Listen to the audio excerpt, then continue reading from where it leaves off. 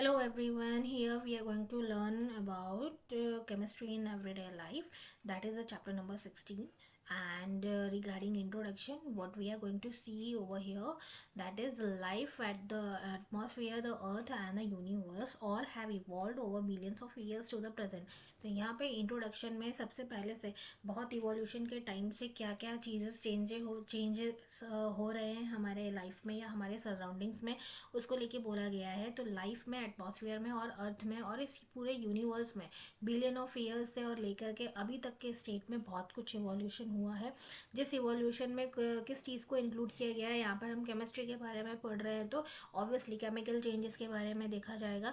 Natural phenomenas जो है, weathering है, लाइटनिंग है, इरप्शन ऑफ वोल्केनोज है, फोटोसिंथेसिस है, राइपनिंग ऑफ फ्रूट है, फर्मेंटेशन है, रिलीज ऑफ फ्रेगनेंस है, ये सारे बायोलॉजिकल प्रोसेस है। अगर देखा जाए तो हमारे नेचर में बहुत ही इसके ऑफन ये प्रोसेस कंटिन्यूस में होते रहते हैं। बट इन यहाँ केमिस्ट्री में इसलिए इसे इन्वॉल्व किया जाता है। और इसी इसी ब्रांच को जो है बायोलॉजी और केमिस्ट्री के ब्रांच को मिलाकर जो बोला जाता है बायोकेमिस्ट्री बोला जाता है, जो बहुत इंपॉर्टेंट होता है हमारी लाइफ में। और हमारे बायोमोलिक्यूल्स में केमिस्ट्री कैसे इन्वॉल्व है, हमारे लाइफ प्रोसेस को कैसे कंटिन्यू करने में हेल्पफुल है, उस चीज़ के बारे में बताया गया है। तो अल्टीमेटली ये किस चीज़ के लिए कहाँ पर काम आता है, ह्यूमन सिविलाइजेशन में। ह्यूमन सिविलाइजेशन में अगर काम आता है तो पूरे वर्ल्ड वाइड में बहुत इंपॉर्टेंस रखता है अपने आप में, राइट। द मॉडर्न साइंस जो है, मेडिसिन है या फिर जो भी चीज़ें डिस्कवर होती हैं, अभी हाल फिलहाल में कोरोना की जो भी वैक्सीन डिस्कवर हुई है, ये वो भी केमिकल, वहाँ केमिस्ट्री का कोई ना कोई उसमें रोल रहा है। सिंथेटिक ऑर्गेनिक केमिस्ट्री, इसमें क्या होता है, साइंस जो है बहुत ही एडवांस अभी टेक्नोलॉजी के थ्रू जो है बहुत, उसमें टेक्नोलॉजी के थ्रू बहुत एडवांस हो गया है। एंड जो नेचुरल मॉलिक्यूल है, जो नए मॉलिक्यूल है, वेरिएशन के साथ जो है रिवॉल्यूशनराइज हो रहे हैं ह्यूमन लाइफ में। एंड उनका जो इन्फ्लुएंस है वो कहाँ पर देखने को मिलता है, फूड में, क्लॉथ में, शेल्टर में, बियॉन्ड में। हमारे जो क्लॉथ्स होते हैं उसमें भी कोई ना किसी तरीके का जो है, हर तरह के क्लॉथ होते हैं। जैसे कि आप रेन कोट पहनते हैं तो पॉलीथिन है, उसका भी अपना केमिकल फॉर्मूला है। और ये इंडस्ट्री फैक्ट्रीज में बनते हैं। फूड है तो फूड में केमिकल्स होते हैं, कार्बोहाइड्रेट, लिपिड, प्रोटीन, जैसे आप लोग पढ़ते हो। शेल्टर है, ऑब्वियसली हमारे पानी में भी मॉलिक्यूल्स हैं, हम जो पीते हैं, जो हमारे लाइफ के लिए बहुत इंपॉर्टेंट है। तो यहाँ इस चैप्टर में हम अगर डेली लाइफ केमिस्ट्री को देखा जाए तो किस चीज़ के बारे में पढ़ेंगे, फूड से रिलेटेड केमिस्ट्री है, देन मेडिसिनल केमिस्ट्री है, एंड देन क्लिनसिंग मटेरियल है।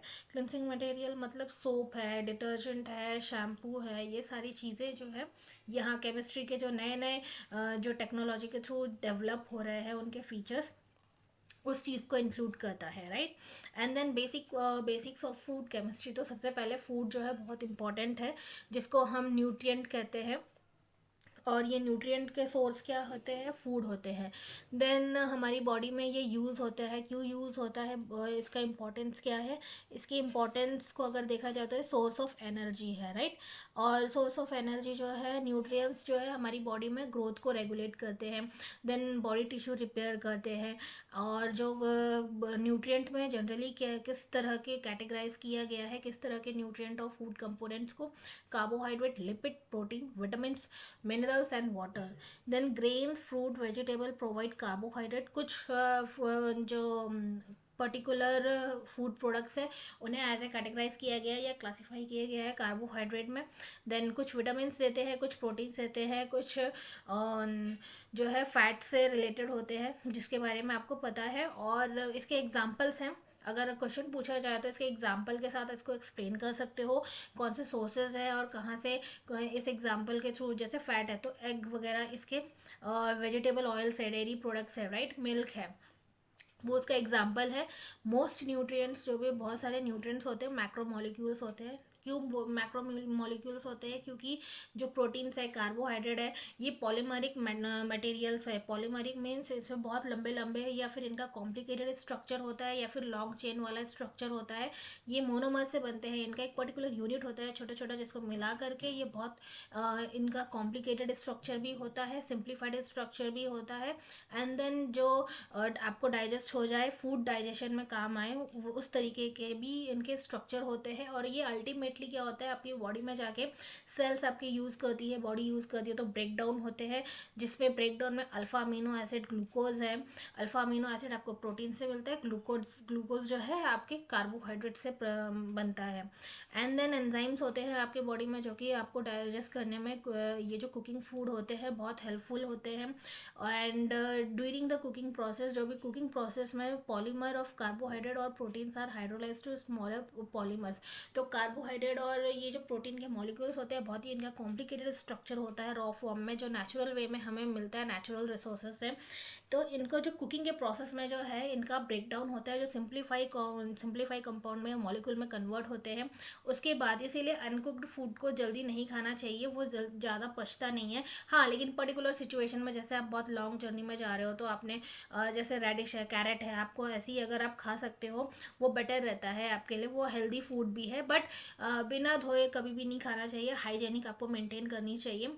तो जो खाना खाने का एक प्रिकॉशन लेने का जो प्रिकॉशन लिया जाता है उसका आपको बहुत ध्यान रखना है, क्योंकि आपकी बॉडी में ये डायरेक्ट असर कर रहा है, ठीक है ना। देन उसके बाद कुकिंग के थ्रू जब ये सिंप्लीफाइड कंपाउंड में कन्वर्ट हो जाते हैं मॉलिक्यूल में, तो आप उसको क्या है, उसको डाइजेशन, आपकी बॉडी को डाइजेशन करने में बहुत हेल्पफुल होता है ये।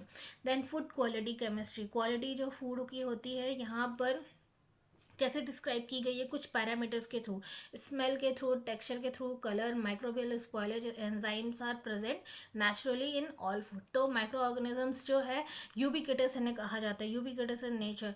यूबिक्विटस का क्या मतलब होता है, UBIQUITOUS, ठीक है। इसका मतलब होता है यूनिवर्सल इन नेचर, ये कहीं पर भी आपको मिल जाएगा, या फिर आपके एयर में मिल जाएगा, आपको वाटर में मिल जाएगा। देन आपको ये, आप कहीं घूमने जा रहे हो किसी का गार्डन में, किसी पार्क में, वहाँ पर माइक्रो ऑर्गेनिज्म प्रेजेंट होते हैं, आपके मुंह के अंदर माइक्रो ऑर्गेनिज्म प्रेजेंट होते हैं, जब आप बात कर रहे हो तब भी माइक्रो ऑर्गेनिज्म प्रेजेंट है। और अगर फूड में है तो फूड को आप अगर जब खाते हो तो माइक्रो ऑर्गेनिज्म बहुत ज़्यादा अवेलेबल होते हैं आपकी बॉडी में अंदर जाने के लिए, और रेडी भी रहते हैं, राइट। तो ये आपको अफेक्ट कर सकते हैं। तो फूड की जो है क्वालिटी होती है, क्वालिटी को आप कैसे पहचानोगे, स्मेल से पहचान सकते हो आप, इसके ऑर्डर से पहचान सकते हो, उसके टेक्सचर से पहचान सकते हो कि उसकी क्वालिटी कैसी है। अगर अच्छे क्वालिटी में है, अगर आपको सपोज करिए कहीं पर से सब्जी खरीदनी है, तो आप उस दुकान में जाओगे ना जहाँ पर आपको फ्रेश मिलती हो सब्जी, जहाँ पर आपको अच्छी सब्जी दिख रही हो, जहाँ पर आपको साफ सुथरा सा सारा कुछ दिख रहा हो कि वो अरेंज करके रखा है, राइट। आप कहीं से भी तो नहीं लोगे ना, राइट। तो सबकी क्वालिटी होती है। और अगर पर्टिकुलर क्लास में अगर किसी टीचर को किसी अच्छे बच्चे को चूज करना है, तो वो क्वालिटी के आपके परफॉर्मेंस की क्वालिटी के बेसिस पे आपको चूज करेंगे, राइट। तो किसी भी चीज़ की जो क्वालिटी होती है वो डिपेंड करती है उसके कुछ पैरामीटर्स पे। तो यहाँ पे फूड की क्वालिटी जो है ये कुछ पैरामीटर्स है जिसके बारे में बोला गया है। और जो क्वालिटी ऑफ फूड है केमिकल वे में अगर हम देखा जाए, केमिस्ट्री में देखते हैं, तो एंजाइम एक्शन से चेंज होती है, ठीक है। इसमें कुछ एंजाइम्स होते हैं जो कि चेंज करते हैं उनकी एक्टिविटीज़ को और उनके पैरामीटर्स को, जो भी जैसे भी उनका कंडीशन होता है, रूम टेम्परेचर पे अलग होता है, फ्रिज में रखोगे तो अलग होता है, ठीक है ना, पर्टिकुलर टेम्परेचर पे भी डिपेंड करता है। Then chemical reaction with environment and the action of a microorganism, some of these effects are beneficial. कुछ माइक्रो ऑर्गेनिज्म का इफेक्ट जो है बेनिफिट होता है। जैसे कि अगर आपने मिल्क को रख दिया और due to microorganism it forms, actually it forms a curd. तो कर्ड बनना तो अच्छा ही है, वो आपके बॉडी के लिए भी अच्छा है। और फूड हमारे एज अ फूड जब हम उसे लेते हैं, जब हम उसे खाते हैं, तो वो उस चीज़ के लिए भी हमारी बॉडी में उसके माइक्रो ऑर्गेनिजम्स जो है बेनिफिट ही इफेक्ट करते हैं, उनका कोई हार्मफुल इफेक्ट नहीं होता। तो यहाँ पर जो है बहुत सारे चेंजेस हैं माइक्रो ऑर्गेनिजम्स के थ्रू होते हैं। कुछ जो होते हैं एडवर्स होते हैं जो फूड क्वालिटी की वजह से हो जाते हैं। अब यहाँ पे क्या बोला गया है, how are chemical reaction of food stuff with environment control during storage. ठीक है, तो जब आप फूड को स्टोर करते हो तो केमिकल रिएक्शन जो होते हैं उसमें क्या होता है, उसमें सबसे पहले क्या होगा, ऑक्सीजन के कांटेक्ट में आएंगे माइक्रो ऑर्गेनिज्म। एयर में जो है माइक्रो ऑर्गेनिज्म और ऑक्सीजन होंगे। तो यहाँ पर क्या होगा, इन दोनों की वजह से फूड में जो है एडवर्स इफेक्ट होंगे। उसकी वजह से उनमें मैंने जो ये exposure stored food atmospheric is minimized by storing them in airtight container. Evacuation of filling the container with nitrogen gas.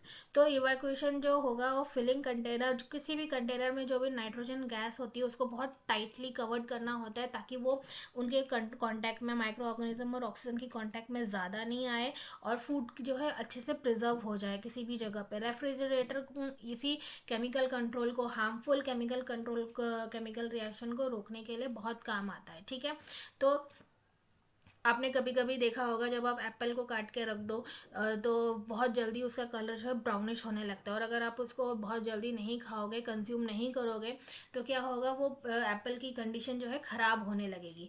आप फिर उसको वैसे नहीं खा सकते, आपको फ्रेश दूसरा लेना पड़ेगा, राइट। तो इस तरह की चीज़ों को रोकने के लिए आपको रेफ्रिजरेटर या फिर कोई कंटेनर, पर्टिकुलर कंटेनर, जब भी आप कहीं पर किसी शॉप में फूड लेने जाओगे तो आपने देखा होगा फूड को बहुत टाइटली पैक किया जाता है, इसी पर्पज से किया जाता है। Then food preservation and food processing method aim at prevention of undesirable changes and attempt about desirable changes. तो फूड का प्रिवेंशन जो है, कुछ डिजायरेबल चेंजेस जो उसमें होते हैं और कुछ अनडिजायरेबल जो हमें नहीं चाहिए या जो चाहिए, वो सारे चेंजेस उसमें क्या है, कंटिन्यू होते रहते हैं, नेचुरल प्रोसेस है।